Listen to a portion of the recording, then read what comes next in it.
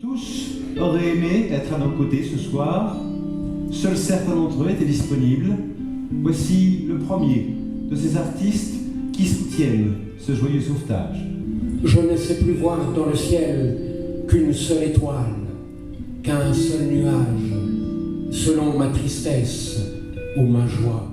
Mais ma soif est trop grande et je m'arrête encore et j'attends la lumière. Posez votre téléphone portatif. Je ne sais pas pourquoi vous rentrez avec un talkie-walkie comme si on vous appelait à tout instant. Faut pas exagérer non plus. Peut-être pas la Maison Blanche. Alors, nous écoutons les questions qui ont été posées par le public. Vu que ce soir on change d'heure, donc on gagne une heure, est-ce qu'avec le décalage horaire, la soirée va durer plus longtemps?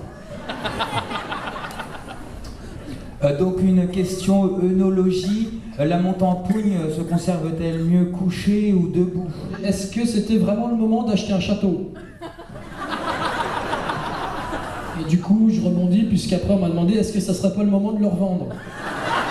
Moi j'ai une question de Madame Christiane de Hérisson qui demande si quelqu'un a vu la caisse du cordon, la petite buvette du Jardin des Histoires. Madame Christiane précise que la caisse contenait environ 166 000 euros. Vous eussiez attendu 6 500 spectateurs de plus. Oui. D'accord. Et ils ne sont pas venus. Oui, ils se sont perdus en route.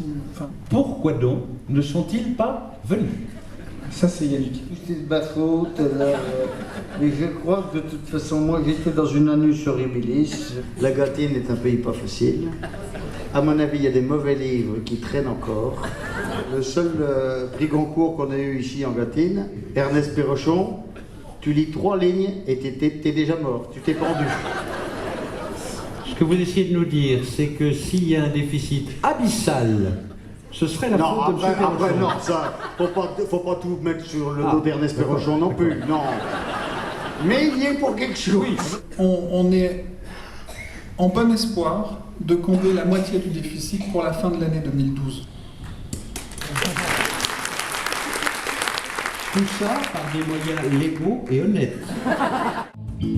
Papa, c'est un jardin extraordinaire. Alors vous le savez peut-être ou vous ne le savez pas encore, mais depuis le 1er janvier dernier, toute prise de parole officielle du ministère des Affaires inutiles, a fortiori dans une soirée comme celle-ci, se devra d'être traduite simultanément en espéranto gestuel. C'est pourquoi je serai accompagné par mademoiselle Pilchard, qui est traductrice en espéranto gestuel. J'ai, pour l'occasion, souhaité, au nom du ministère des Affaires inutiles, rendre hommage à tout ce projet formidable du nombril du monde à travers quelques vers. En effet, je m'adonne parfois à la poésie.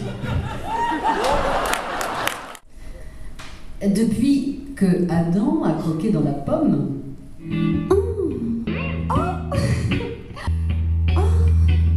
le désir, Adam a le désir.